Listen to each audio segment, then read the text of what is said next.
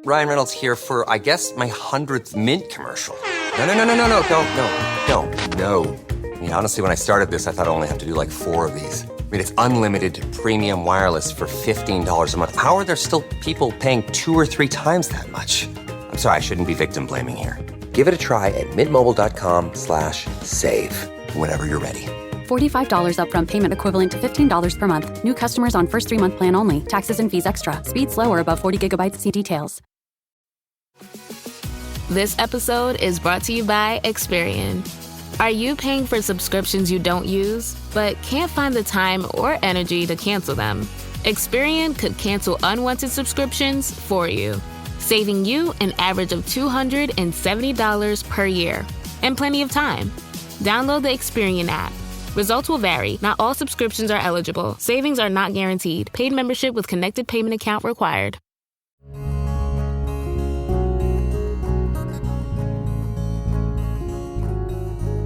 Welcome to the Casting Across Fly Fishing Podcast.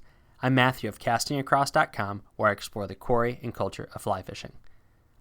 It's pretty undeniable that our society has a number of problems.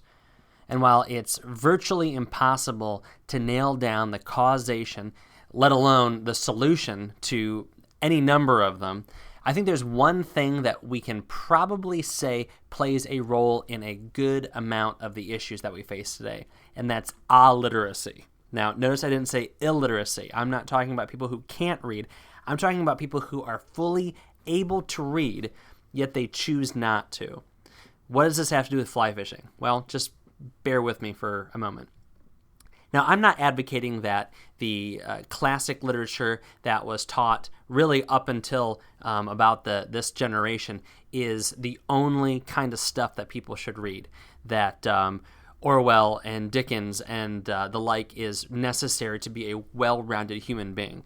And while that literature is important for Western civilization and important for culture and important for just understanding a lot of what we do and how we think, underneath all of that is the time, energy, and effort that goes into reading what at times might be difficult literature. So again, what does that have to do with fly fishing? Well, I think there's an attention span issue. When we talk about fly fishing and we approach a small stream, a large river, or a coastline, we talk about reading the water. And in the same manner that reading a book might be distasteful to somebody because it takes energy and it takes time and it involves kind of having to work through difficult things that we might not be super familiar with, maybe even asking questions, maybe doing it over and over and over again before we finally understand it. Reading water can have that same distasteful perspective to somebody who says, I can catch fish this way. Why would I do it another way? And I'll straight up say that if you're catching fish and you're happy with how you're catching fish, then don't mess with what you've got. If what you have makes you happy, then don't alter it in the slightest. Keep doing it. That's great. But for a lot of people, catching more fish, catching larger fish, catching different fish than the other ones you're already catching is on their priority list. And so what we're going to talk about today is reading water in kind of new, different, and deeper ways. We're not reading water like social media. We're not reading water like it's a Twitter feed where you're just going for the real, flashy, headline kind of things. You're going deeper and realizing that there's more nuance when you get behind a tweet length a sentence or you get behind a headline. But in long form, just as in long form literature, there's a lot of depth. When you take time to read the water and analyze the water in a richer, more holistic manner, you have access to fish that you didn't have access to. And you have access to fishing opportunities that you might not have realized were right in front of you. So this is really pertinent if you fish one particular river. I honestly don't feel like changing anyone's minds. If they have one river that they love to fish, then this is a perfect kind of thing for you to apply. Similarly, if you can only fish one river, whether it has to do with it being a proximity issue or you just don't feel particularly compelled to go fish somewhere else. If you're fishing one place, you can still be good. You can still be doing a good thing. And if anything, I know that I have grown as a fly fisher when I have been fishing the same stream multiple times a week, multiple weeks a month, multiple months out of a year, rather than bouncing around trying something new. Still, what I'm about to talk about is very, very applicable for somebody in that situation. Here's kind of how I started thinking about reading the water in a more robust, deeper manner. A buddy and I were fly fishing on a mountain stream, catching wild rainbows and brookies in the Appalachians, and he was fishing the same pool, and he was fishing it and fishing it and fishing it, and he wasn't moving. And as I got closer and closer, I realized that I was either going to have to leapfrog him, which wasn't going to be super easy based on the topography and the stream. So I was kind of just waiting for him to stop so we could go through the pool to move upstream together. But he wasn't stopping. He kept fishing the same pool. And we've all been there where we drift through the deep water, we switch flies again, and we try to get the fish that we know is there when there probably isn't even a fish there. And so I start slowing down my fishing. And I start casting behind every rock, systematically, left stream bank to right stream bank. I hadn't been doing that great, and it was the middle of summer, and the water was kind of shallow, and so it probably wasn't the best time to be fishing anyway. But what I started figuring out was that there was fish hiding behind every rock in this stream. Now, I'm not saying every rock held a fish behind it. I'm saying that rocks that were really big had fish behind them. Rocks that were little had fish behind them. Little runs in between rocks that were no bigger than my wrist had fish in them. Bigger stretches had fish in them. I was blown away. I was in college, so I was maybe, 20, 21, and instantaneously, I realized for the past 5, 6, 7 years that I've been fly fishing, I have probably missed out on hundreds, if not thousands of trout because I was targeting those big highlight spots in rivers. I was targeting the overhanging branch. I was targeting the plunge pool. I was targeting the undercut bank. I was targeting the big, deep riffle on the side of the river. There was fish everywhere. And I think that's an important thing to remember. If you have the luxury of living next to a stream that is even moderately healthy, part of a healthy ecosystem, those food sources are going to be spread throughout that entire creek. There's going to be different types of macroinvertebrates that live in the shallow, gravelly water that compared to what lives in the deeper water that might have a little bit more sediment. And the fish are going to be keying in on all of it based upon their particular mood, their size, their life cycle, where they are in the seasons. So those fish are going to move up and down based on where that food is. And if that food's everywhere, those fish are going to be moving everywhere.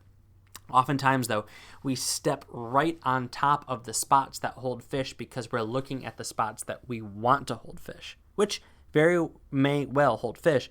We just shouldn't compromise some of those other spots to get to the ones that are the highlighted spots.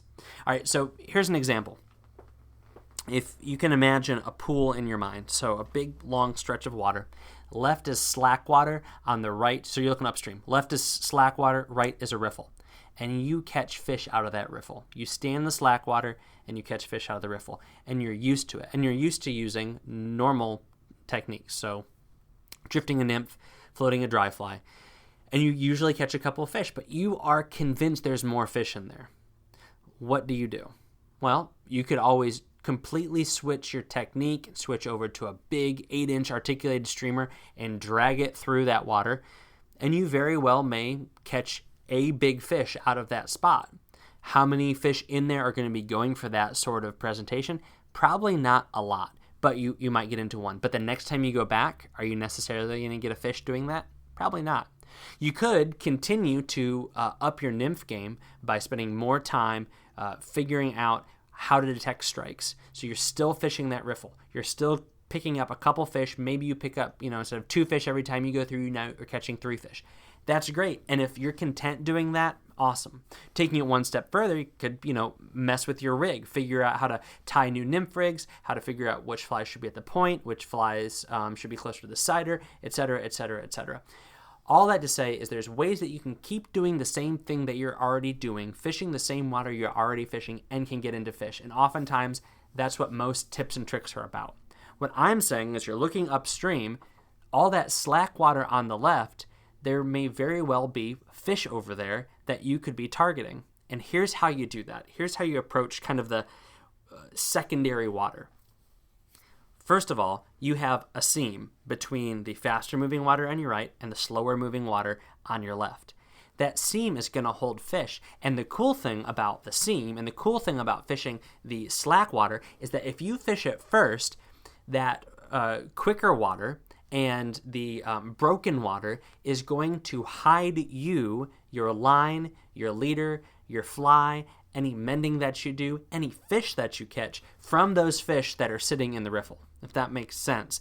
Basically, the fish that are in the riffles, the fish that are in the broken water, the faster water, are not going to have a clear view of you fishing into the slower water. Now, is that always true? Does that mean that you have complete carte blanche and you can splash around and make all sorts of noise and do all sorts of stuff? No, that's not what I'm saying. But what I'm saying is that you have a little bit more flexibility if you fish that slower water first, and even if it is the seam, it's the water just on the left-hand side of the faster water. But then there can be fish that can be sitting potentially in a deeper hole in the slower water. A lot of times we focus so much on that, pretty typical water that we don't even know what we're missing. Might there be a rock that has a great holding lie for a fish? There could be an entire current bringing food to the bottom of that slower water that we're totally unaware of. But if we never fish it, we'll never know. And so that's kind of a quick primer on approaching the secondary runs within one particular spot. Now, another example of that would be in a small mountain stream. You go to a small mountain stream, what does everybody want to fish? They want to fish the plunge pool. So you have, let's just say, again, you're staying at the tail out of the pool. You have maybe 20 feet between you and a waterfall. Maybe it's 6 feet wide, 3 feet high. It's not big, but that, if it plunges down into 5 feet of water or something like that, that is an incredibly attractive spot where in our minds we're just thinking there's a fat, 8, 9, 10-inch brook trout or cutthroat trout in there. And so what do? We cast immediately right into the middle of that pool or right into where that water is spilling over and creating all that froth. Well, there are some pools that are like that, where it's just one waterfall into a plunge pool. But most streams aren't, cookie cutter, and they aren't super clean like that. So chances are, if you think of one of your favorite pools from your favorite small mountain streams, you can picture to the left or to the right of that waterfall, there's probably another little spillover. And it might only be 2 feet wide, and it might only be 2 feet high. But what you essentially get is the same sort of feeding lie coming into the pool that you're standing in, where fish can find refuge from the current and from predators, which is always what they're looking for. Fish are just trying to stay alive, which means eating, which means not getting eaten, and which means making baby fish. And they want to do that with the least amount of energy possible. And so hydrologically speaking, a waterfall, it's a lot of water coming over, creating a huge current, bringing food in front of those fish, but at the same time, what it's also doing is creating pockets of water that is relatively still, so those fish are able to sit nose into the fast water, yet not have to expend a lot of energy by using their fins and using their tails and so on and so forth. I mean, science. It's boring, but it's my life. It really isn't my life. I'm not a scientist, but it's just basic hydrology and fish preservation, for lack of a better term. So all that to say, that fish is going to be able to get the same things out of that small 2-foot waterfall on the right as they would with that giant waterfall kind of in the center of the stream. Moreover, if you've ever seen underwater footage from mountain streams, it is amazing how many fish can stack into that kind of still water right at the base of a plunge pool. And there'll be, a dozen brookies 4, 6, 8, 10 inches down there. But that smaller spot might only have enough room for a couple of fish. And fish aren't dumb. I mean, they're not smart either. But whatever smart means in fish terms, smart usually comes with age, and with age comes size. We're not all about catching the biggest fish, but we're also not going to turn away that opportunity. So by fishing that secondary spot, that smaller plunge, you have the opportunity to get into potentially a fish that might be bigger because it doesn't have as much competition. It's bullied its way into that spot. Is this a tried and true rule? No, but it's more proverbial. It's just something to think about, something to kind of change the way you think. And you also get all of those same benefits that I talked about with our first illustration with the slack water on the left, the fast water on the right.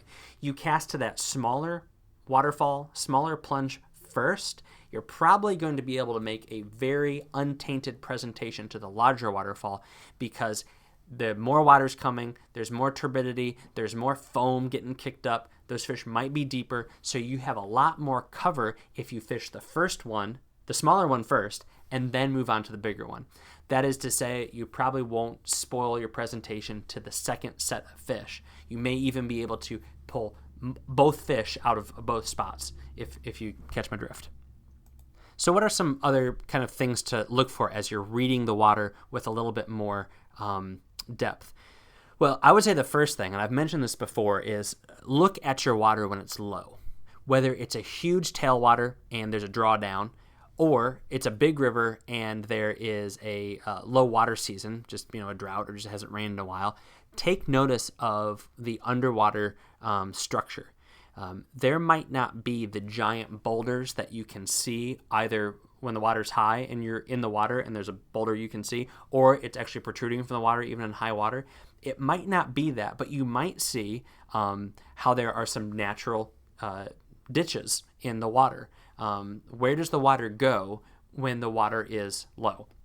That was a completely unintentional bit of poetry there, but that's something to think about because that's probably where the water goes when the water is high. It's not probably where it goes, it is where it goes. You have these channels within rivers. There's always one major channel, and then there's probably multiple smaller channels. There's the current braids and moves.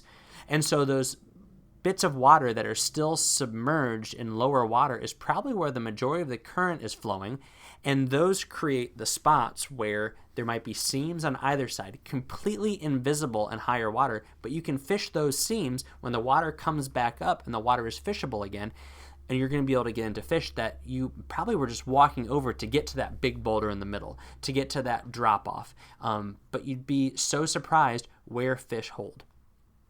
Another spot that's worth considering is vertical structure. So you're talking about a big boulder on the stream bank, or a sharp cliff, or trees that they're tall. Their branches aren't overhanging like we think of typical overhanging branches, like a branch that's only a couple feet off the water. But these are just a grove of trees, a line of pines or aspens or something like that, but they're right up against the stream bank. Not necessarily creating an undercut bank. It's just there's a vertical surface that's perpendicular to the water. Why is this important to fish?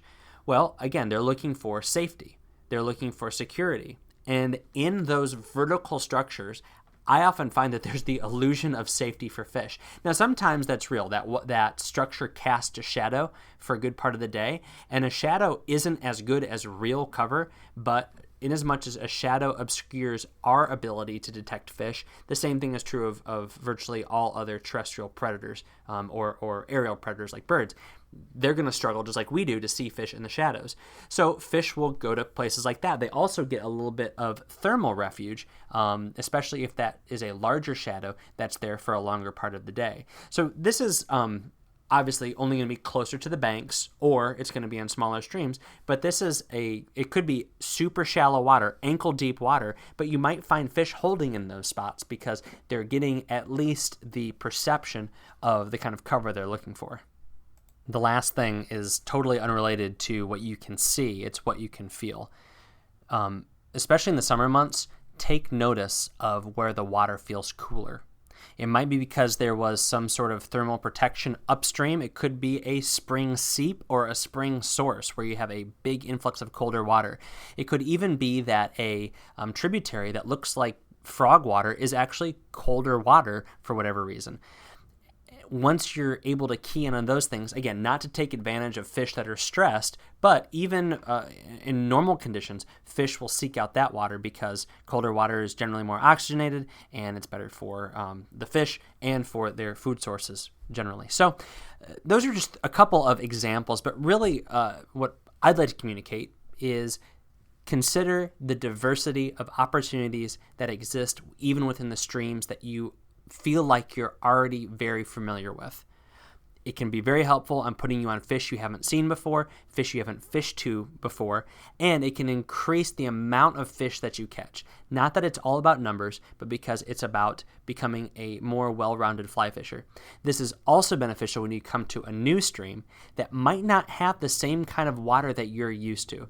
As you practice reading the water on a creek or a river or a shoreline that you are familiar with, then you know kind of how the fish behave and interact and what your skill set is and how it relates to those things. When you go somewhere new, you have a better tool set that you're able to put into employ to figure out how to access those fish that you have never seen before. So think about it. Hopefully give it a shot. Let me know what you think.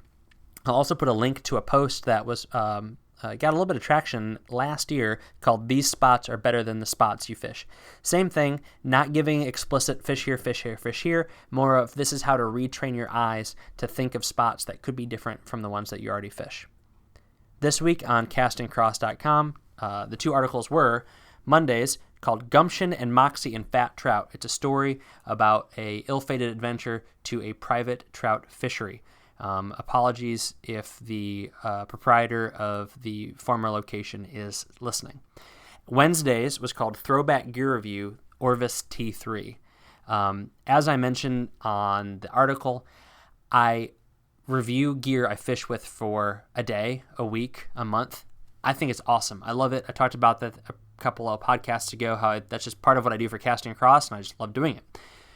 But then I got thinking, why don't I write about a piece of gear I've had for almost 20 years? So the Orvis T3 was a rod that I fell in love with when I first casted it, and it's probably still my go-to rod for most trial fishing situations. So go ahead and give that a review. If you fish that rod, maybe you'll find some similarities to my experiences also. This week, I'm recommending you check out Lilia's Lines of Love.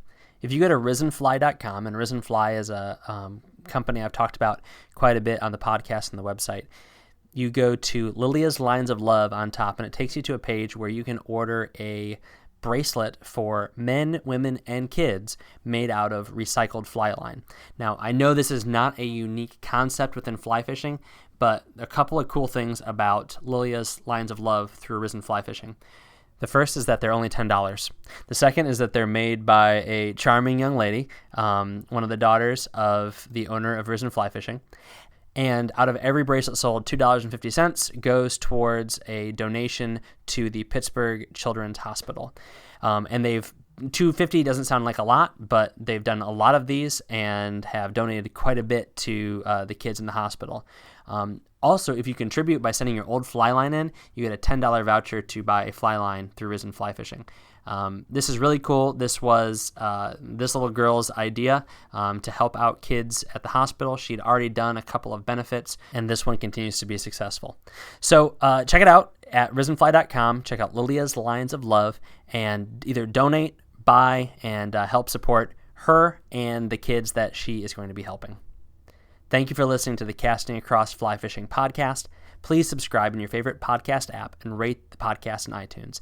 Then head over to castingacross.com where you'll find more info on this podcast and 3 posts a week on the people, places, and things that go into the pursuit of fish.